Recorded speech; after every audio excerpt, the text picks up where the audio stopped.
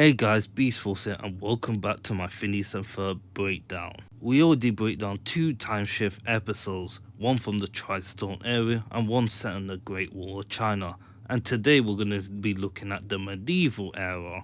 And this is the only time shift, correct me if I'm wrong, to only have a 21-minute episode, and that is the episode of Excaliferb. Well, there are a lot of reference to that episode, including Lord of the Rings, The Legend of Zelda, and plenty more in that episode with a lot of reference.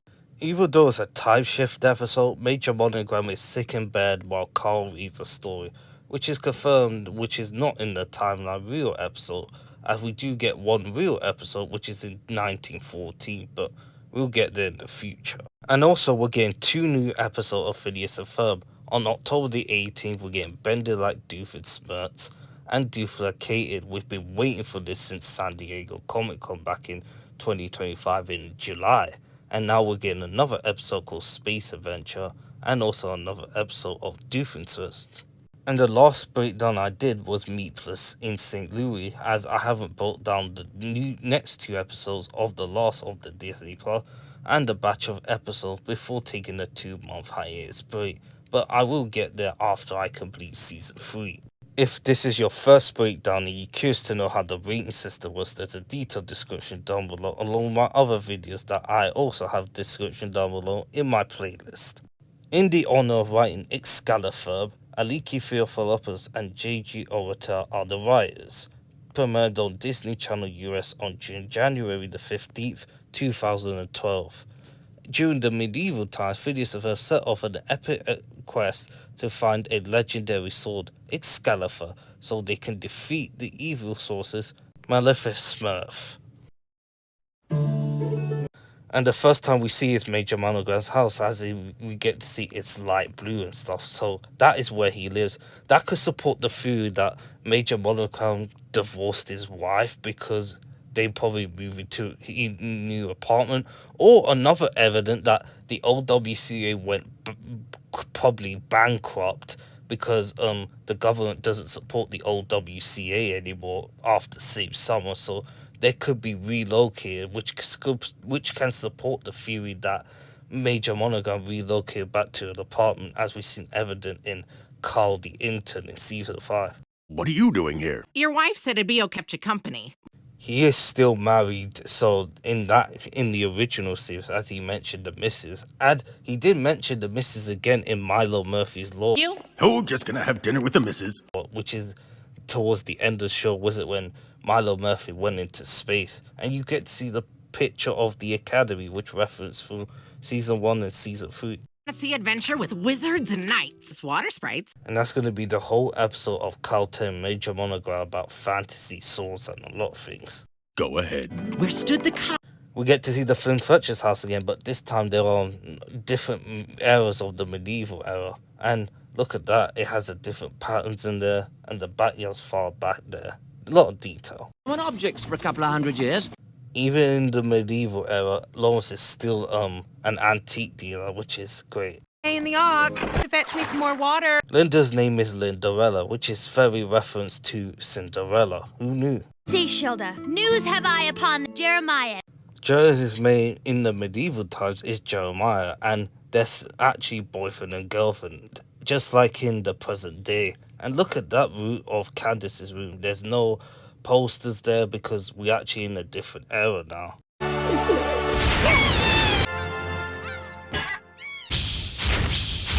In the present day version, it's known as Perry the Platypus, but in the medieval era, he's known as Parable the Dragonpuss, as he could shoot fire as it destroyed Candace's there. As Ferb known as Ferbalot, as in this medieval version, as he's going to be named after Excaliferb. Inventory of magical elixir. In the medieval era, he's still been called Phineas, as Flynn hasn't been named yet, so it will be only known as Phineas. As you can see, the blue smoke covers it, as once he appears, he turns into Cyclops, which is a nice effect. A manticore. I like how they're using letters to combine themselves as different creatures of themselves, which just plays into a strength of the animation of this episode. Good morrow, Phineas. It means good morning. Look at Phineas turn into a firebird thing. It looks so dope with that design. As Ferb turned into Cerebrus, which is kind of different. Careful, Candivere. Better not look at Ferb or you'll turn to stone. Ferb looks like a snake with Medusa head, as gets mentioned again from season 1, and also Phineas dressed up as a bull or a manticore. You guys are so busted! As Phineas and Ferb use the elixirs to turn back to normal, as Phineas and Ferb face in a different way, which is kind of strange, but it does actually, we see it in Last Face or whatever. It's unearthly. And that is the cause by Maleficent Smurfs, but we'll get there once we see the scene. As you see a big puddle, you get to see the lady of the puddle as she is glowing, which is so sick, as she has that cool aura around her. Very sweet, nice. I'm the Lady of the Puddle. Lady of the Puddle is a reference to Lady of the Lake, which gives King Arthur the Excalifer, but we'll get to that scene in the future. It's my mom. Oh, that's a reference to Lady of the Lake, and that is King Arthur giving a sword, Excalifer, but we'll get to the other scene. You're getting a little quest of your own. That could be a true theory or not, but the question is, did Lady of the Lake marry Maleficent Smurfs to have Lady of the Puddle? That could be a good theory, but it wouldn't make any sense, but I don't know. Legendary sword, Excaliferb. And that's the title of the episode, Excaliferb.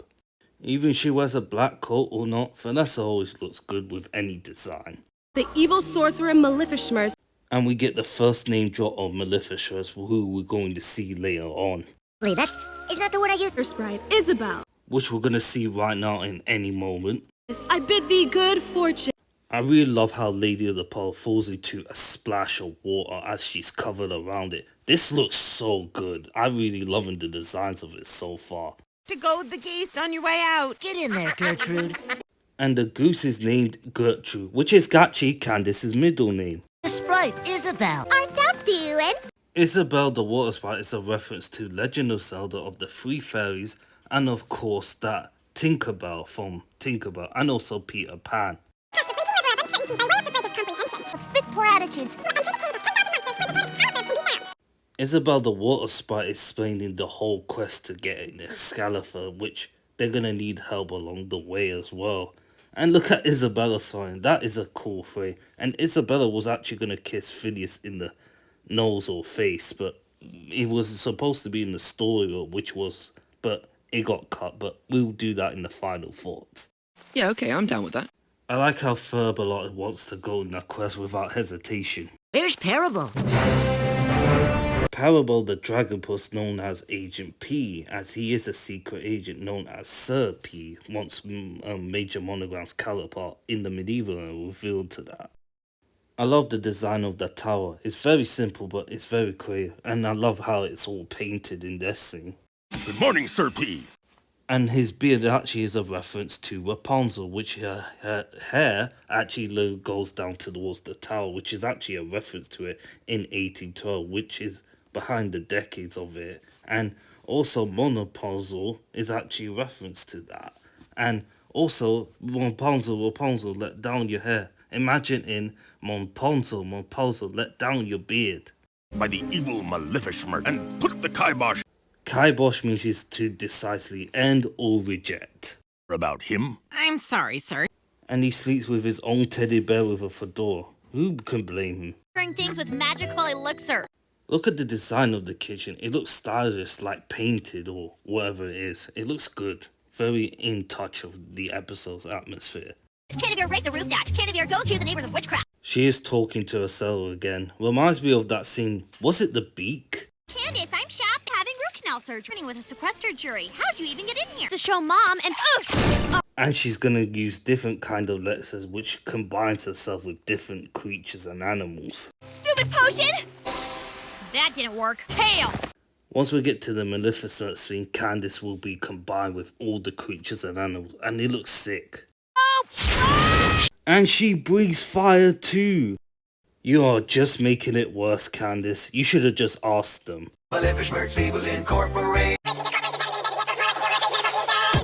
Incorporated, it hasn't been invented in the medieval era, as I did my research, so it's either a guild or a tradesman association, so take your pick. Parable the Dragonpuss is still busting doors, just like his counterpart in the present day. Parable the Puss. Hey, Norm, can you come out and give me a hand? Kim Parable the Dragon Puss? A lawnmower. It's like Doofusmert's present day just couldn't resist, no matter what version of Doofusmert it is. From witches' spells and wood trolls. And that makes a lot of sense, as young Doofusmert protects them from the lawnmower, which is not trolls or anything from the medieval era, a different era of Gimmerstrop. Or the Tri-Kingdom area. The Tri-Kingdom era is actually the medieval version of the Tri-State era, which is the present day. And Maleficent, which is a reference to Maleficent in Disney, which is in Disney. And also Phineas and Ferb is also Disney, so plays it to its strengths. I really like how they designed of a guild of Doofus versus room as it stairs to stairs.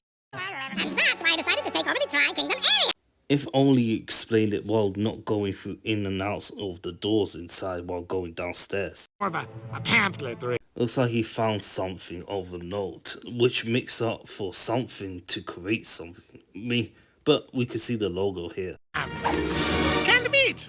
And it's reference to spam, which is introduced in 1937, which isn't the medieval era, but they can get away with some of them, which doesn't exist in the medieval era, which makes no sense. But overall, it's just a story of a book by Carl Reed in it. He's looking at the screen. Is he bringing the fourth wall again? Thousands of cans of canned meat. I just up my 3 cauldrons. Asian spell. I know, they're a little small. So he used canned meat along with making a lot of things to make it come alive with the potion he's made. So they're going to go outside in the rain as it's going to grow, as we're going to see later in this scene. Water, and they will grow and... Belle, why did you take us to the Inn of the Prancing... These are the type of medieval buildings what I like. I like you could see the red things or yellow things inside. Look at the buildings there with the layouts there. Looks cool. There's a lot of mercenaries and thugs to choose from. Who's that creepy guy? He's been staring at us since we got here. And we get the medieval version of Buford as they cover his face to keep the silhouette until he comes near Phineas and Ferb once he reveals it, once we get to that scene. I would recommend a little more caution from you, wizard. Bufordus, the Wind Lord, is actually a reference to Gimli from Lord of the Rings. Doesn't look like a spy. Taco salad, but you guys look like you could do with a little muscle. Fatherless, the Windlord, that I travel with a companion. Buford's counterpart has a beard, as the main one does not. Is he a kid or something? We don't know. Greetings, adventurers, or my vast store of useless knowledge. Baljeet looked like elf Lagoslas from Lord of the Rings, as Gimli and Lagoslas never travelled together in the Fellowship of the Lord of the Rings movie, which is strange, but in this version it counts. Well, there it is. I really like Baljeet's design. It looked like Elf Legolas from Lord of the Rings, and love the design of it as it looks so good. And look at the shield with the sword with it. It looks nice with the curtains too. Gated, we must away. This fair quest may on foot be brought. I did my research, and the quest is very similar to Quest of Camelot. And it's actually, the plot is very similar with the T-Mart and Mayo Smith. And also the plot is very similar, which is kind of strange, but okay. And also it got 6.3 on IMDb, but Excaliferb is better for me. The banjo. Traveling music. Element of foreboding and mystery, lots of minor chords and stuff.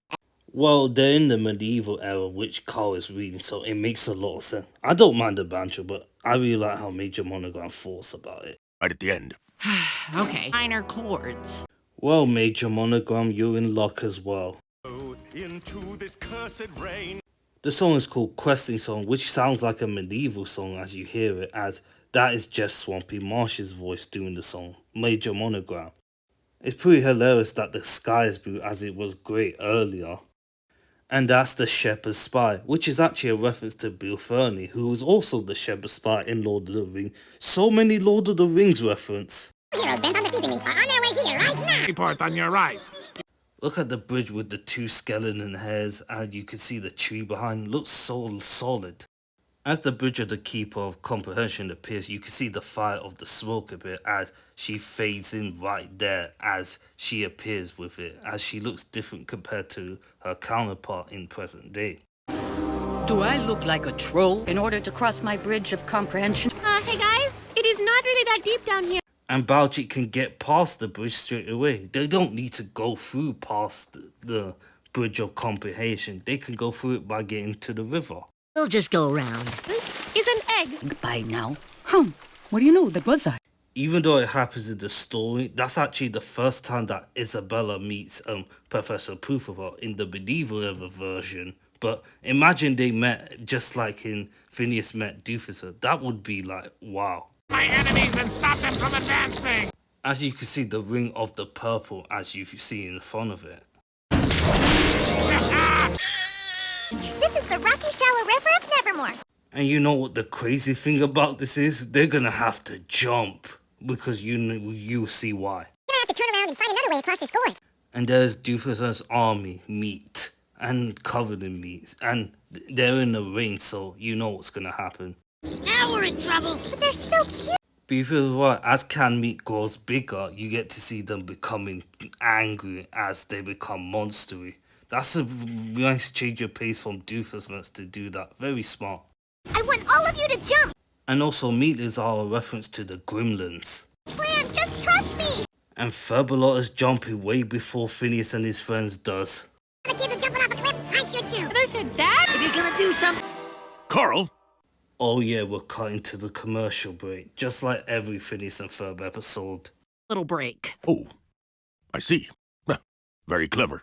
And that's the second time that Major Monaghan got sick since My Fair Goalie, which is also in season 3. Sheesh, Carl. Wife was making 2 sandwiches. What kind of sandwiches? Ham sandwich, chicken salad, or different types of... Let me know in the comments down below. Back to the book. Carl, did you eat my sandwich? Well, he did, and he didn't ask for permission, so that's hilarious to think about it. Well, you ate my sandwich. Here, my sons, beckon through the rain thy waters to me now. Millie, Kate, and Ginger as the sprite, just like Isabella. Also, Holly, Addison, and Gretchen being the same thing as the sprite. As the spinning, as the water does the same thing as it twirls up and up and up. And look at the water animation going different direction. Very good animation there. I really love it as the friends fall into it. Nice work, girls. That was cool. I saw it without water. Well, you're gonna be making one in the present day in Beaufort Confidential. I don't know. Cross my bridge of car. I had the shutters covering Professor Pooferbot in the medieval era, as it turned out to be Candace combining with creatures and animals. Have you seen my brothers? Oh yeah, she has a voice filter. Looks like the creature she turned into makes her sound like this. Let's hear it again. Have you seen my brothers? Comprehension. Think that went well? To be fair, you were nervous when you saw Candace, and now she's going to find Phineas and Ferb a lot. Must be the swamp of spit poor attitude. It's a reference to the deadly swamp of sadness, as it is from the never-ending story. To get across the swampy marsh. And that's the second time the swampy marsh was mentioned, as one of them being what, a croc. For blood? Owen. Just think good thoughts and you'll be fine. Well, for a type of character like Buford, he never thinks of good thoughts. Maybe in later seasons, but in this maneuver, hopefully he will, and he does. Now do from here. We're It is the Middle Ages. In this medieval, I really like how we get to see the Windlord and Bao-Chi medieval having a conversation, just like the real counterpart. Really liking the conversation there. The exact opposite of that. The swamp, logic tells me that it is too big to go around. It's about the best way to get across. The reason why they have a conversation because the episode is 21 minutes just to get the chemistry of between the both of them, just like in the real world, as Bao-Chi and Buford together. out of my way, Rod. That's Parable the Dragon Put. This is just like in real life and still to this day. Earth is a round or flat. Take your pick. Thou hast mail. Obviously, it's a reference to American Online of You Got Mail. These miscreants escaped my meatling. 1,000 monsters. And we get more of Isabel, the water sprite, recapping the whole thing of the stuff right there. Crossing the bridge, the swamp, and the cave of 10,000 monsters to get Excaliferb, the sword. Let's see how they deal with this. Get past the avalanche quickly. That should do it. And both in the book. Just like his present-day counterpart, he can fight just like that. Fire-breathing dragon Wicker Cave. Don't forget he is a dragon boss, and he also can breathe fire. And Maleficent Smith fires him just like that. I was thinking, imagine present day having defense as that. That would be sick. Beloved, the object you seek is near. And we see Phineas without his hat or hood, whatever, and he still has the red hair just like his counterpart. Sword Excaliferb, Schmertz's end. Weaponry. Excaliferb. As we see earlier, the scene of Lady of the Lake giving King Arthur his sword, well, Ferb is going to have his own one, Excaliferb. As Ferb pulls the sword, as it glows with the light shining into him, as he pulls the sword stronger than Humongousaur and Forearms in Ben 10 Omniverse. Also in the episode where Kai Green first made her appearance since the original series, Forearms and Humongousaur did the same thing but failed. If it's so easy, you do it.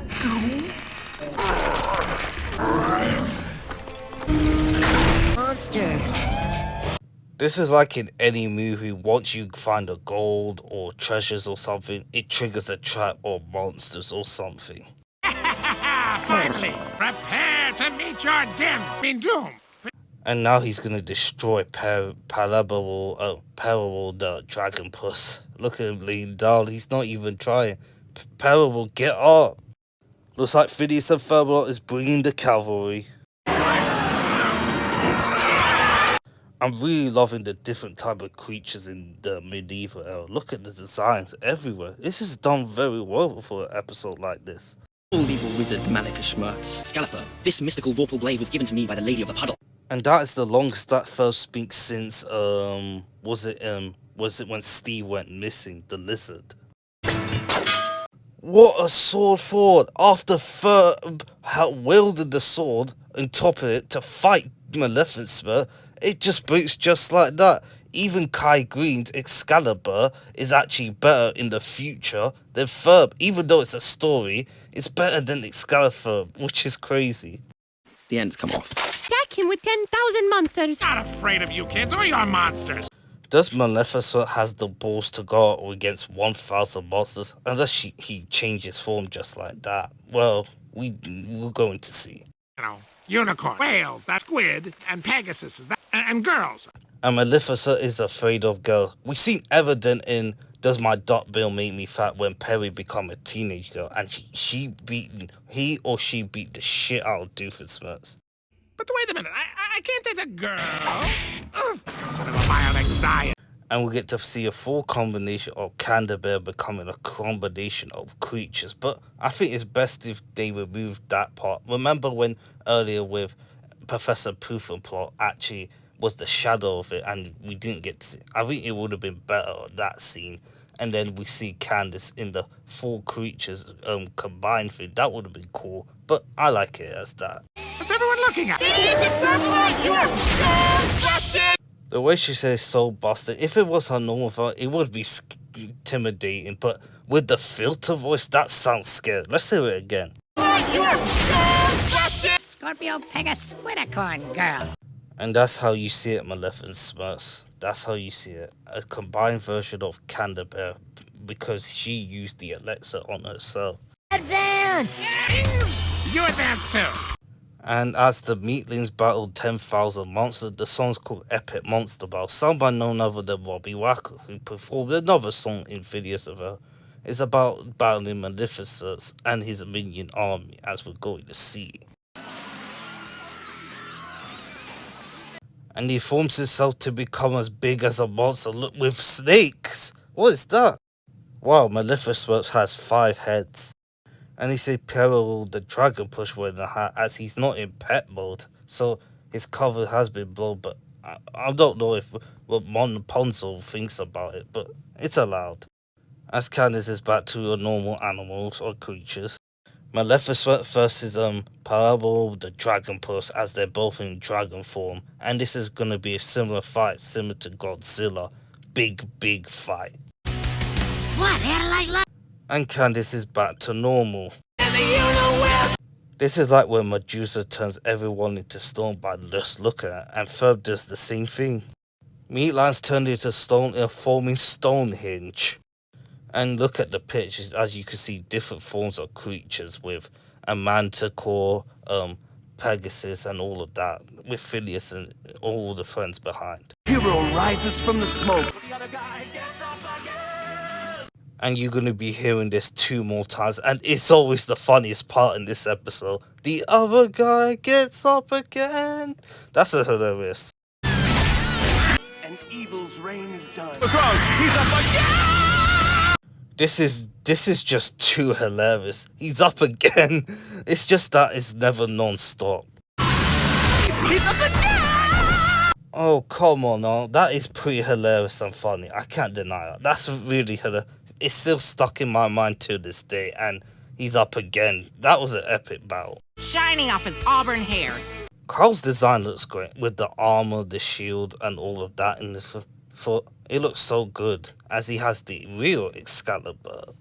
Paladin from the land of Eternia. See why I can't be in this story? And that's just breaking the fourth wall as he's talking to the screen. I mean, Major Monogram in different perspective while reading the book. Read it the way it's written, Carl. Read what it really says. Attracting parties. Undertake to maintain. So Carl was making up along the way. You cheeky boy. He's such a cheeky bastard to Major Monogram. But it's nice that he gets suspicious quickly and found out. Come on, Carl. Whatever happened to Canterbury? The epilogue, sir. I feel like some of the scenes could have been cut in this episode, like Buford talking to Bao or whatever, some scenes there, but to cut out the pacing because we're running out of time in the episode, which is a shame, but it's just a shame we're never going to get the full battle of Perry the Dragon Puss or Doofenshmirtz as a dragon. It's Maleficent, but such a shame, but at least we're going to get the ending.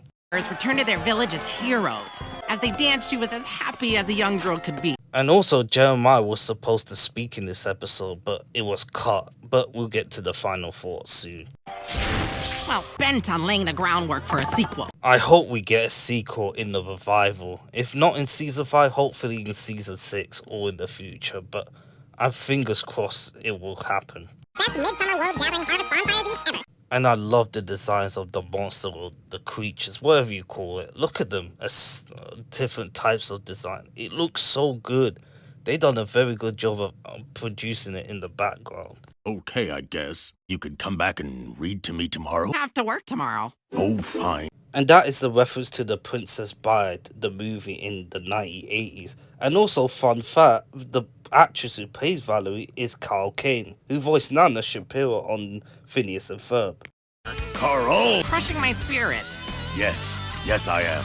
And that's hilarious for Major Monogram to say yes he is towards the end, as Carl's spirit is crushed. Man, what a great episode. It has everything in this episode. Brilliant designs, the background, the creatures, the monsters, the Excaliferb, and a lot of designs that will keep you engaged in this episode. A lot of things that put into it, and it's turned out very well, and still to this day. The plot will get a 5. There are many episodes that have better plots than this, but this is brilliant as well. For Lady of the Puddle, for Ferbalot and Phineas to go on the quest to find this sword of Excalibur, forming a team with Isabel the Spy, Windlord, Buford, and Baljeet as well, to go a quest by going through the bridge, into the river, and inside with 10,000 monsters to get Excalibur, while Maleficent is planning to build meat cat monsters to make sure he battles for war against them. And turned out the Excalibur turns out to be fake, as well as Candace turning back to normal along the way, as Perry the Dragon Puss and Maleficent battle each other, which turns out to be a thrilling battle, and with the music saying he's got up again, which is hilarious. A lot of good things with Carl and Major Monogram telling the story, while Major Monogram was sick in bed, which is very good for its writing, and it plays it to the strengths of it. Characterization will get a 5. I really like how Carl takes care of his boss despite Major Monogram mistreated him at times, but he reads him a book about Excaliferb as Ferbalot and Phineas go on the quest, and their dynamics work very well with them each other, as well as Lindarilla, as we don't get to see her much as it was from the beginning, as Candavia also combining with the elixirs to go after them while she looks like this, but Phineas turns her back to normal. And also Isabel the Spy, she helps along the way as well. I like her character along with the Fireside Girls, of the sprite as well as Buford and Baljeet, the medieval version, as they do talk to each other in to get out the swamp thing, which we see in there, and he made sure that he has pie, even though Phineas didn't make pie, just to get him to the situation. And Maleficent is evil as Peril the Dragon Puss goes to battle him, as always, just like in the real life counterpart, and it makes it very interesting for all the characters as it plays to the strength, as well as the Professor Poofleplot on the bridge, as well as the other characters as well. Visuals, it's a 5. There's nothing to say negative about the visuals in this episode, along with 10,000 monsters, Phineas and Ferb and the gang making elixirs to design as monsters, the houses, the guilds of Maleficent and the Dragon Puss, and all of that, and the fight scene, the music. There's a lot of things going on in this episode which keeps you engaged, which is fantastic. Importance, it gets a 4. I love this episode, let's be clear, but it's not as important as many other special episodes and some episodes like Summer Belongs to You,